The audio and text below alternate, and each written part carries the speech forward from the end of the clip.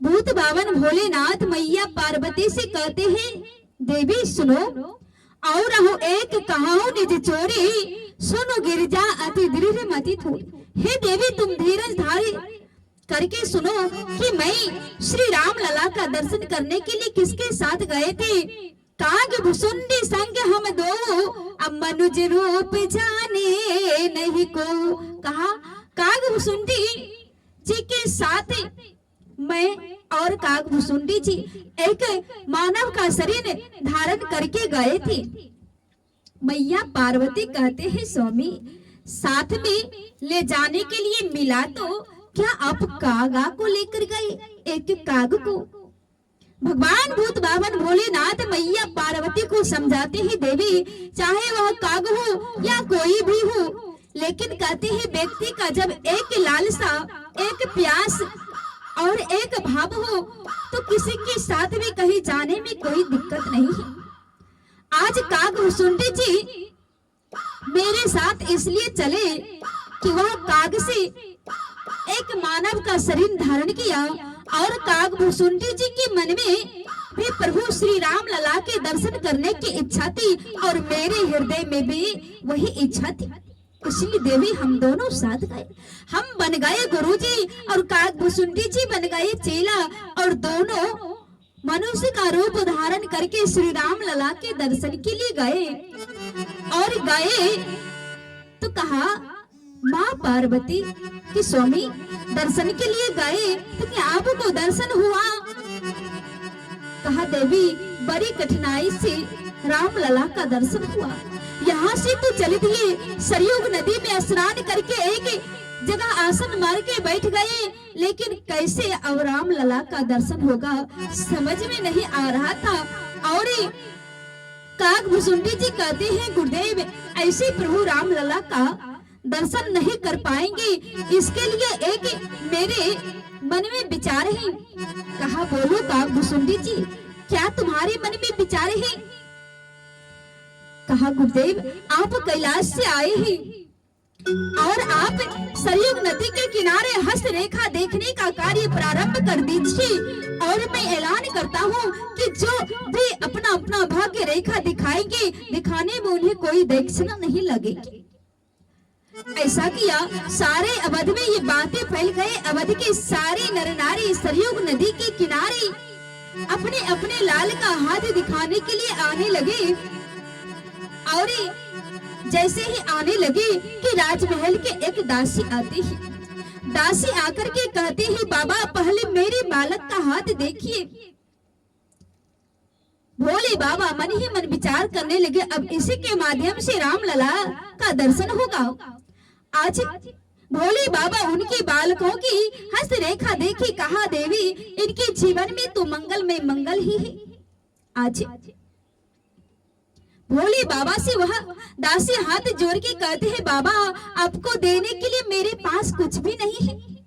भोले बाबा कहते हैं, देवी मैं देख हस्त रेखा देखने में कुछ भी नहीं लेती हूँ। देवी आज जो महाराज दशरथ जी की महारानी कौशल्या की दासी थी, कहता है बाबा लेकिन फिर भी मुझे ऐसे अच्छा नहीं लग रहे हैं, लेकिन मेरे पास भी कुछ नहीं, मैं आपको क्या दूं। भोले बाबा कहते हैं, देवी यदि तू हमें कुछ देना चाहती हो तो बस इतना करो कि तुम्हारे राजमहल में माँ कौशल्या के भवन में जो लाल का अवतार हुआ है, बस उनका हमें एक बार किसी प्रकार से दर्शन करा दो। दासी कहते हैं, अच्छी बात है, मैं अभी जाकर के महारानी कौशल्या से निवेदन करती हूँ और किसी तरह से उन्हें मनाने की प्रयास करती हूँ।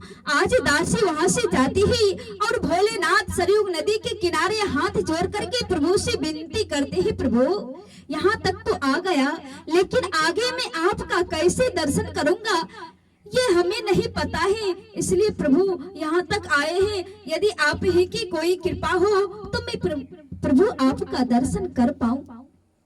आज प्रभु पालने में पड़े हैं और भोले बाबा से मन ही मन बातें हो रहे हैं। तब तक में दासी पहुंच जाती है, महारानी से कहती है, महारानी हमारे सरयुग नदी के किनारे ऐसे दिव्य महात्मा आए हैं जो आगे पीछे की भविष्यवाणी करती है।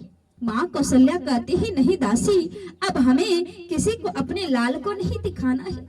ना जाने किनके किन कैसे कैसे लोग आ जाते हैं, यदि कहीं हमारे लाल को नजर लग जाए तो।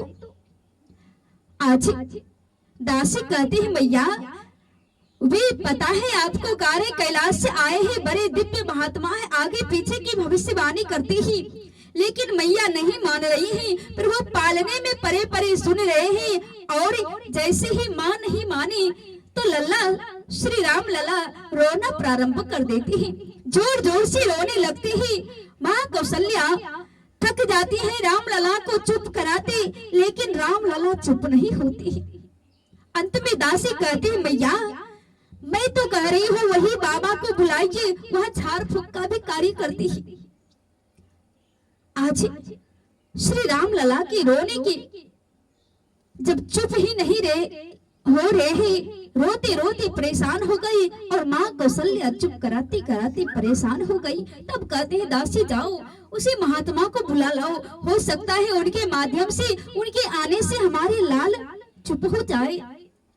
दासी दौड़ती हुई जाती है और जाकर के बाबा से कहते हैं बाबा चलिए आपका अयोध्या में आगमन हो गया। कहते हैं भाग्य खुल गए विप्रवर, चलिए हमारे साथ राजमहल में देखिए राम लला का हाथ।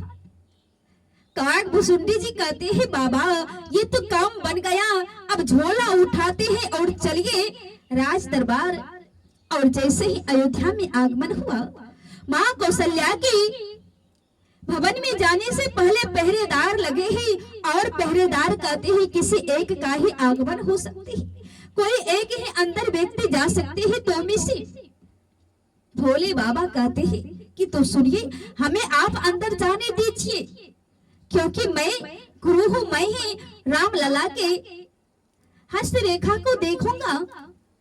काग भुसुंडी जी कहते हैं गुरुजी ये नहीं हो सकती, हम दोनों साथ साथ आए, हम दोनों की एक लालसा ही, एक प्यास ही, दर्शन करेंगे तो साथ करेंगे, वरना हम आपको करने नहीं देंगे। यदि आप चले जाएंगे तो मैं आपका पोल खोल दूंगा। आज भोले बाबा कहते हैं काग भुसुंडी जी क्यों बच्चे की तरह जिद कर रहे हो, यदि मैं भीतर चला जाऊंगा ना तो किसी प्रकार से तुम्हें महल में बुला लूंगा। कहा नहीं, तो भोले बाबा कहते हैं काग भुसुंडी जी भाग्य अपना अपना, लेकिन काग भुसुंडी जी भी वहाँ अपने दिमाग लगाते हैं और पहरेदार से कहते हैं भैया ये हमारे गुरुदेव हैं, ये वृद्ध हो गए हैं, और वृद्ध होने से व्यक्ति की अक्सर आंखें कमजोर हो जाती है, इसलिए कि भैया हमारे ये गुरुदेव वृद्ध हो चुके हैं, और राम लला का हस्त रेखा तो मैं ही देखूंगा, इसलिए हमें अंदर जाने दीजिए। आज भोले बाबा कहते हैं काग भुसुंडी जी ये तुम क्या कर रहे हो।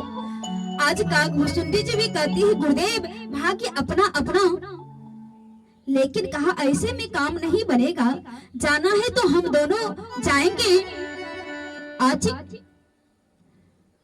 गुरुदेव भगवान भूत भावन भोलेनाथ काग भुसुंडी जी से कहते हैं कि हे काग भुसुंडी जी सुनो, हम दोनों जाएंगे, और पहरेदार से कहते भैया हम दोनों जाएंगे, क्यों, क्योंकि कहते हैं काम बने ना युगल बिना, आप ही न करही रोष, रेखा देखत शिष्य यह मैं बरनत गुण दोष।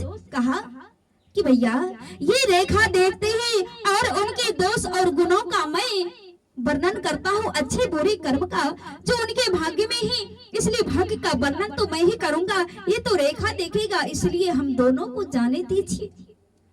तब तक में दासी कहती है मैं महारानी से पूछकर आती हूँ। दासी दौड़ कर जाती है, मैया दो हैं और दोनों एक ही साथ अंदर आना चाहते हैं, कहा जाओ दोनों को ले आओ। अब मैया के आदेश हुई दोनों महल में प्रवेश करते हैं, और जैसे ही श्री राम लला का दर्शन भगवान भूत भावन भोलेनाथ को होते ही दोनों की दृष्टि पड़ते हैं कि श्री राम लला देखते ही रोना बंद कर देती।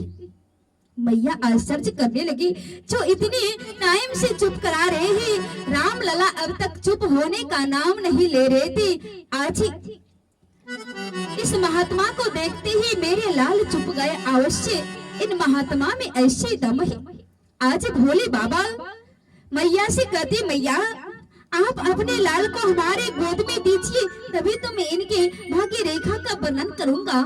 मैया अपने लाल को उठाते ही और श्री राम लला को भगवान भूत बावन भोलेनाथ के गोद में दे देते हैं और भोलेनाथ श्री राम लला की मुख की छवि को, बाल रूप को अपने हृदय में धारण करते हैं और ध्यान में मस्त हो जाते हैं।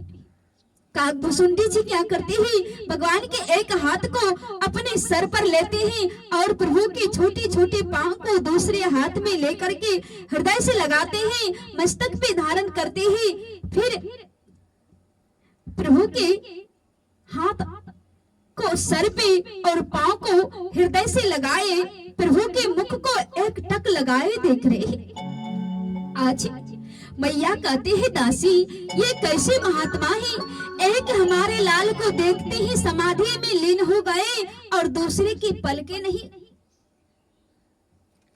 झपक रहे हैं, एक की आंखें नहीं खुल रही है, दूसरे की पलकें नहीं झपक रहे हैं। कैसे हमारे लाल के भाग्य रेखा का वर्णन करेंगे, क्या ऐसे भाग्य रेखा देखते ही? कहा, मैया ऐसे तो वहां नहीं देखते थे, लेकिन आपके लाल का विशेष रूप से जान रहे होंगे आंखें बंद करके, और यह शिष्य ये इंतजार कर रहे होंगे कि कब गुरुदेव का आंखें खुलेंगी और ये आपके लाल की हस्तरेखा के बारे में इन्हें बताएं।